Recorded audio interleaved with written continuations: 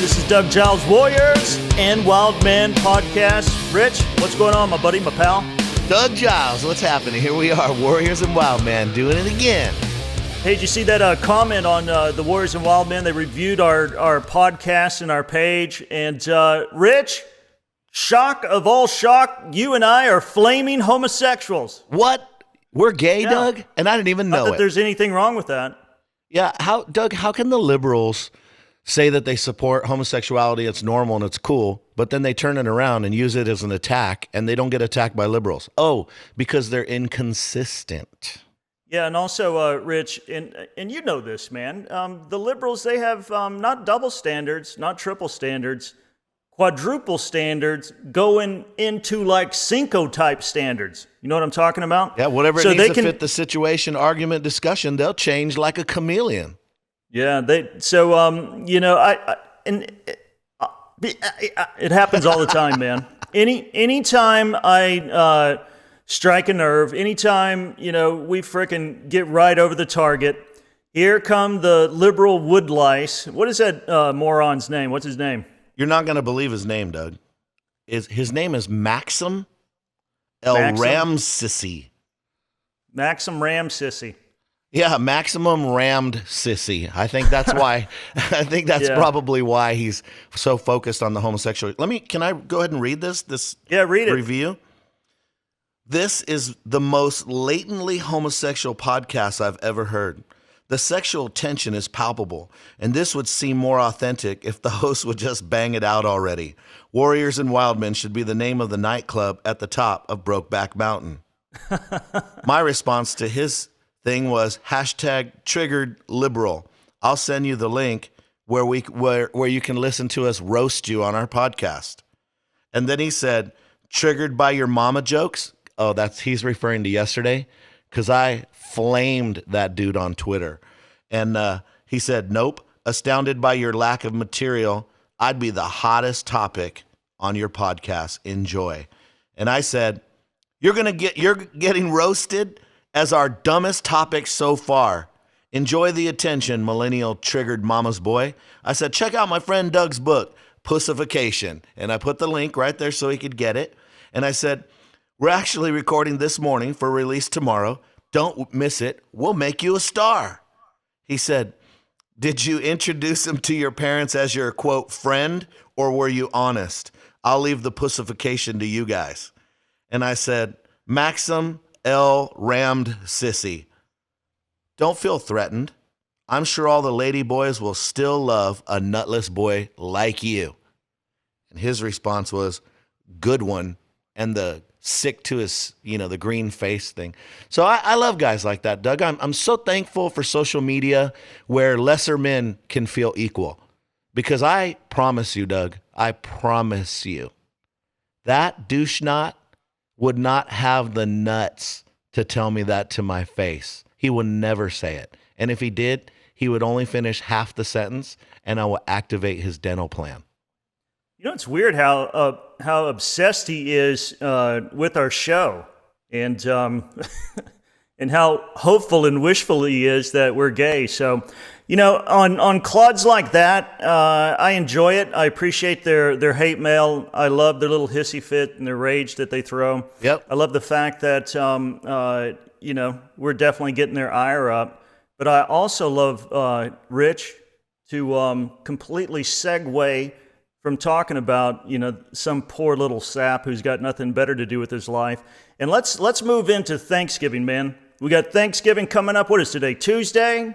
It rocks up on Thursday. And I don't know if you saw this or not, but I'm thankful as a human being. Thankful for what God's done for me and my family. Thankful that, as Joe Walsh said, life has been good to me so far, with all the valleys, with all the crap, and all the good times and the bad times.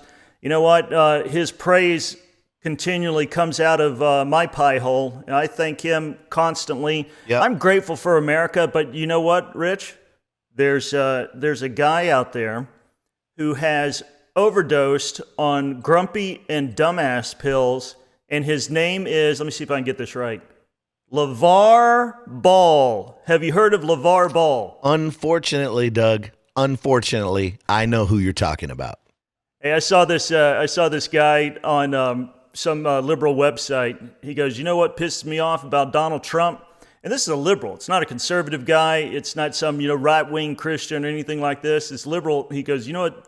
This has made me so furious with Donald Trump. It is the thing that has caused me more angst than anything that he's ever tweeted out. The fact that I frickin' know who LaVar Ball is pissing me off royally." And I never heard of LaVar Ball. I called him on radio today, Rich, LaVar Mall, and they go, "Well, his name's LaVar Ball." And it's like, look, man, first of all, I don't give a shit. I don't follow idiots, okay? But he's the dad, you know this, of one of the three dipsticks that play for the UCLA basketball team, and they decide to shoplift in frickin' communist China. Now, China's got some capitalistic aspects, great stuff that's going on there, but it's still a communist country. And these wizards, who are hardly Ocean 12 material, they decide, hey, man, I want to get me some Louis Vuitton glasses in China. Yeah, because, and they go lift them. Because they don't have any cameras in Louis Vuitton in China, right? Yeah. You have a bag that makes more than some of those people, that's worth more than some of those people make in 2 years, but there's no security. You know what? Stupid college guys, come on in here and just grab a few things. Just make yourself at home. Pretend you're at home where you get protected for stealing things. Yeah, it's LaVar. His son is LaAngelo, and I would like to know if they have another son named LaDipstick, because that is one dumb, goofy, stupid, ungrateful, thieving family. Well, I'm disgusted. I'm pissed off, man. I'm tired of hearing about it. Here's the thing that's interesting is that, bro, you got two girls, right, and two boys. 2 girls, 2 boys. Yeah, I got 2 boys, 2 girls. I was like, whoa, I hadn't heard about that. Yeah, they're badasses. They can kick some boys' ass. First females in the planet with Gracie Valenti black belts, which is quite the accomplishment for my ladies. Not bad for a homosexual dad, right? Yeah, how'd you do that, Doug? Well, I just got sassy and just pushed them into martial arts. Anyway, Trump intervenes, man. So your kid, say Levi goes rogue and he's in some communist country, all right? And he decides, you know what? I'm going to jack some Louis Vuitton sunglasses. First of all, what guy wears frickin' Louis Vuitton sunglasses?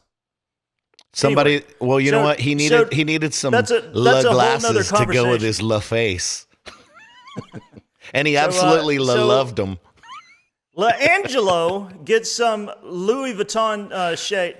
Okay, let's go back. Levi is going to jack some glasses, right? Levi. Yeah, Levi's going to jack some sunglasses and take them to his frickin' La house. Yeah, from La China. Right. And Barack Obama, say Obama's still sitting president, not finished out his 2 disastrous terms as Puss in Chief.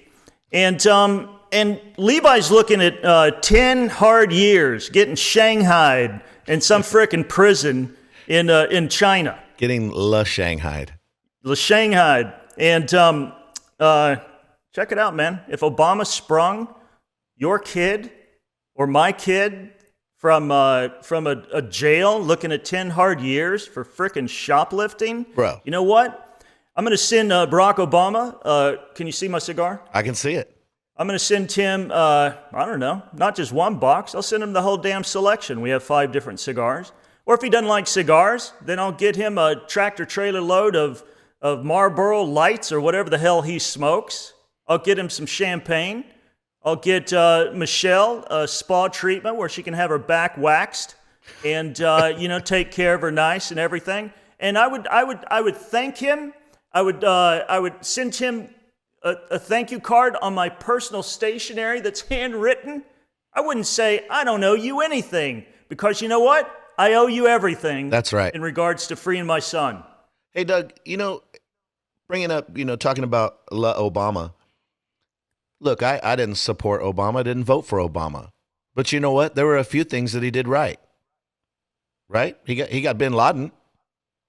You know what I said about that? That's awesome. I'm glad he had the guts to pull the trigger. Good call. People said, and what? And nothing. You took out an evil person.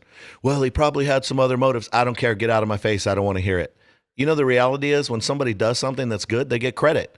Hey, man, the Bible says give honor where honor's due. If he got my son out of prison, hey, we're not talking about my son was wrongly accused. We're talking about if he did something and was caught doing what he did. Hey, man, you get my son out. I don't care who you are. Thank you very much. You're the best. There's no way I could thank you for giving the life of my son back. Come on, man. Yeah, I mean, if frickin' El Diablo, manifested on the planet and became incarnate, and Satan himself, I'm talking about the Prince of Darkness, got Hannah or Regis out of jail in China after they confessed to shoplifting, I would send the Prince of Darkness. Again, I would send him a thank you card. I'd send him some water. He's probably thirsty down there, in the sulfur pits and stuff. I don't get this kind of No, because when you're so much of a racist and you're so politically motivated that you can't say thank you to somebody helping you, then you're not thankful. You're not just not thankful. You're blind by all your preconceived. Isn't that what the word prejudice means, Doug? I mean, isn't that the whole idea? Rich, here's where you so missed it, man. It's okay for him to have those kind of sentiments because he's the angry black offended guy. He's probably liberal. So if you and I did something so ungrateful, something that is so contrary to etiquette and human decency, then you and I, of course, we'd be roasted over an open flame. But he's right, man. He's against the man and the machine. I stand corrected. I was wrong. There you go. You're wrong again. So let's talk speaking of Obama. Yeah. Yeah, speaking of Obama, remember Andrew Tamarisi, the Marine that got busted down in Mexico? Yep. How long did he stay in the Mexican jail? Which happens to be, I heard, Rich, that was it's Mexico's right next to the United States. Where he was at was like 15 minutes from San Diego, Doug. Yeah. So I think it was over a year or something like that. It was a long time. I think he spent over a year before Obama, got him released. It took Trump 9 days. Well, that's because Trump's a racist. He's a racist, man. He's racist. Not just a racist. He's a racist. You know what? And I'll say this. I think Trump saw Americans who were in trouble. And like he said, hey, man, we make mistakes along the way. You need to get it straight. Like he told those guys that, I think Trump is like, man, I got some young American guys over there.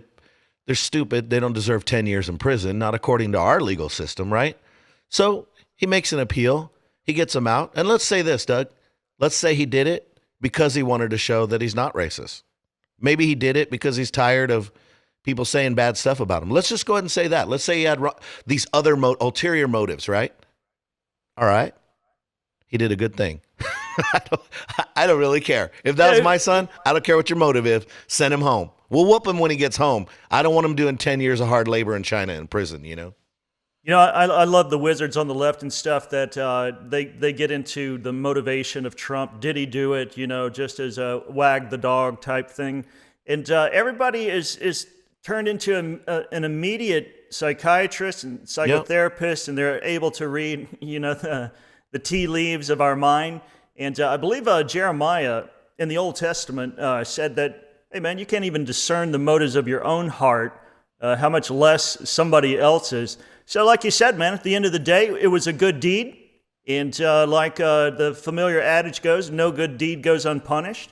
That's right. And it was condensed, man, in really showcased to me what's wrong with America right now with frickin' LaVar Ball. Why can't you just be thankful? Why can't you be grateful? He could have left them to rot in jail. It's like I said, getting shanghaied. And LaVar went on CNN last night on Chris Cuomo's show, and he said this: I don't have to thank everyone for all the things that they do for me and my family. Oh, really? And, it's like, dude, you have completely missed the damn boat. Hey, Doug. You know what, Rich? I thank you for being my buddy, for doing the podcast. Remember when you were out here just last week? Zeke. Remember when you were out here last week? We were hanging out, and we went to dinner, me, you, and Zeke, and you paid for dinner. I did this really weird thing. I thanked you. You know why? Because that's what normal human beings do. And I don't have Right. to thank everybody who does something. No, you don't. Only if you're a man of integrity, honor, and respect, then you thank everyone who does anything for you. You don't say, I don't have to. That's an attitude of entitlement. That's why you're an idiot. That's why your son went into the Louis Vuitton store and decided that somebody owed him those sunglasses. Maybe if you would have taught him, you do owe a thank you. You need a hard day's work. You need to do what you do. Hey, if he taught him to be a man, we wouldn't be having this discussion right now. But now he's showing his son how to be a punk. Yeah, and speaking of his son, what's the guy's name? LaAngelo. I don't remember LaVar or whatever his name is saying diddly squat about him jacking the sunglasses. No, he Never said a word. He implied that shoplifting wasn't that big of a deal. Yeah. Hey, Doug, did I tell you that when I was 16 Rich, years old, I stole, me and some of my buddies, 21 bags of ice from different Circle Ks. I know that's stupid, but well, you did live in Yuma, so it's hot I as was in hell. Yuma. There wasn't a down lot there, to man. do. And at that time, there was a thing when they would buy kegs and they would have parties. We had a competition so you could steal the most bags of ice. So you go in and pay for one bag of ice, and you throw as many as you can in your car and take off. And we did it over and over. Stole 21 bags of ice. Somebody reported us. A detective called. My dad had a conversation with my dad, looked at me and said, tell me the truth, boy. Did you steal that ice? I looked my dad right in his eye, and I lied right to his face. I said, nope, we didn't do it. And my dad goes, all right, as long as you don't lie to me. I was like, okay, Dad. That was all fine and dandy till the truth came out. My dad told me, get in that room, pull your pants down, and bend over that bed. He took a belt in there, Doug, and my dad lit me up. Like today, these guys don't know anything about that because they're all a bunch of little spoiled brats, But my dad said, we don't steal and we don't lie. And I was 16. When you're 16, you're trying to be a man. My dad whooped me like if I was a little idiot, spoiled kid, and then looked me in my eye and said, don't you ever steal again, and don't you ever lie to me.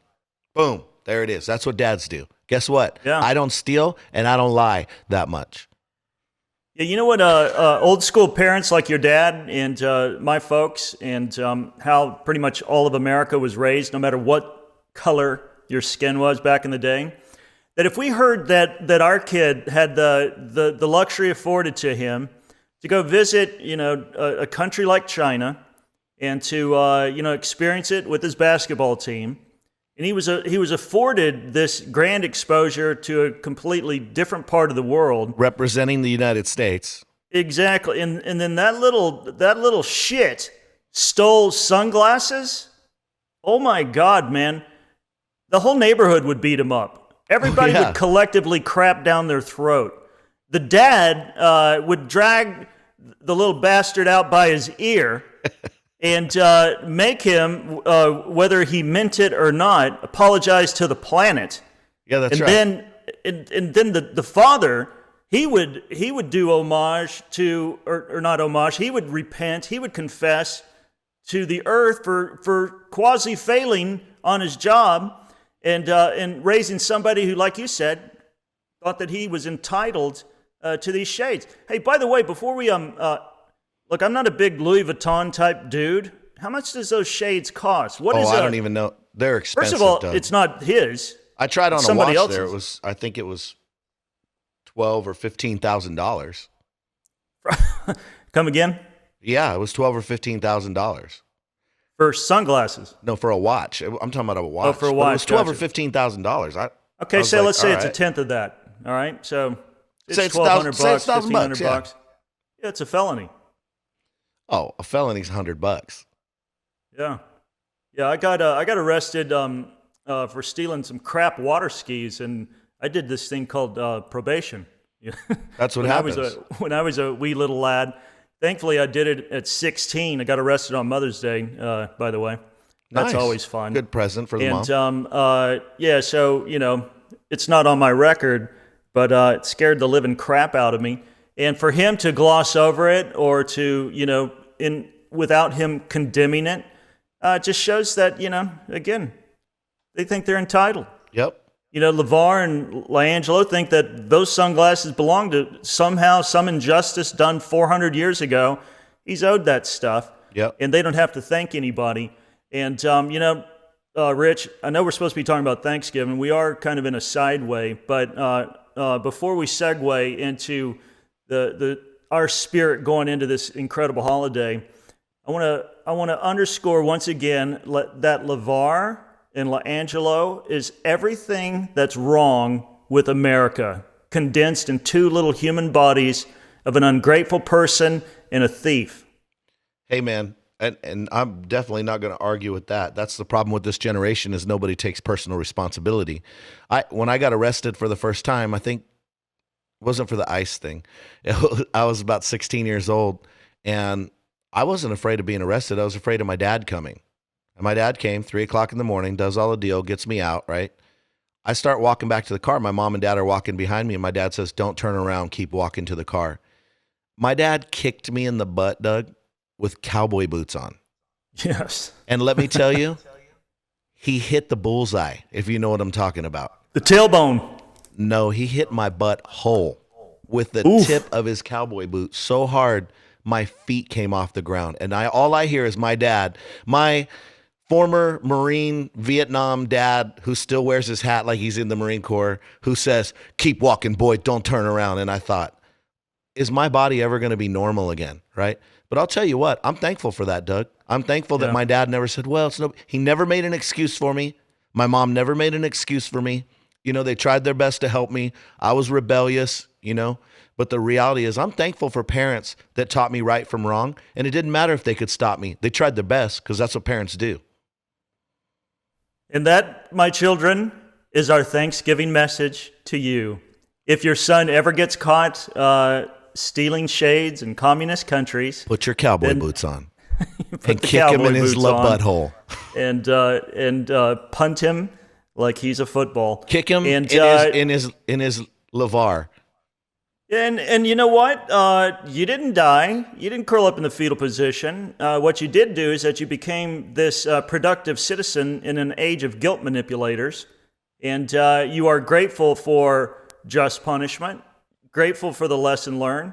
And you know what? Every time my mom whooped my ass or my dad brought out the brown belt and started wielding it like Harrison Ford, or when the cops threw me in jail, or when my poor teachers and principals and overseers in school threw me an in-school suspension, lesson learned, man. I'm all the better. But when we have people that walk away unscathed, it's somebody else's fault, it's they, them, the other guy, or the Christians, Rich, I love this one, when they blame the devil for their actions. Yeah, he does everything. There's no lessons learned. No. You know what? No lessons it has learned. nothing to do with self-discipline, has nothing to do with denying your flesh. It's just all the devil. It's somebody else's fault. I have no responsibility. I'm just a victim. You know what? You remember the movie Forrest Gump? It's a funny movie, right? I hate that movie. Let me tell you why. In the introduction, the opening scene of the movie, he's sitting on the bench next to the lady at the bus stop, and this feather is floating through the air, and it goes on the windshield of the car, and it goes around and finally lands on his feet, and he picks it up and puts it in his book. That's the whole story of the movie. That feather's just blown by the wind, and wherever it just ended up lucky to be in his book. That's the whole movie right there. Forrest Gump is an idiot who just went through life and ended up being lucky. That's the wrong message, man. No personal responsibility, no drive, no goals, no agenda, no purpose, no reason for being alive. It's just whatever happens to me, and some people got lucky and I didn't get that lucky. That's the dumbest message. Funny movie, dumb message. Yeah, I mean, the biblical message is the discipline, those who take rebuke and reproof, those who, like David said, after he went astray, he learned a huge lesson, and now he keeps God's law. That's the message of the Scripture. It's obedience to common sense. It's obedience to the covenant that we have between God and mankind. It's not just chance and fate and entitlements, man. And for all the sissies out there, Proverbs 11 says this. I just read it the other day in the English Standard Version, and it said this. It says, "Gracious women gain honor. Violent men get riches." Factor that into your brand new liberal, wussified. That should have been the opening verse in your book, Pussification. When you do the second edition, just put that in the front. Yeah, or part 2, even more Part 2. pussification. There we go. Pussified Rich, to a new level. What do the Warriors and Wildmen need to do, big dog? Well, you need to go to Warriors and Wildmen podcast. You need to subscribe. You need to go to our Facebook page, like it, leave a comment so we can roast you and flame you like the little sniveling, crybaby, whiny, probably got one of those man buns on top of their head, living in mama's basement, but still got time to go to the gym and play your ukulele on your profile video on Facebook. And I don't even know, man. Just sign up, like us, love us, hate us, listen to us, man. Talk to us. We'll talk back. Hey, and also January 1st, Warriors and Wildmen, we got some things that we're going to roll out for you for 2018. Oh, my God, you're going to dig it. So, sign up over at the Warriors and Wildmen website. Like us, like Rich said, on Facebook and Twitter. And Rich, they always have to stay rowdy, don't they, big dog? Stay rowdy, Godspeed, and we'll see you next time.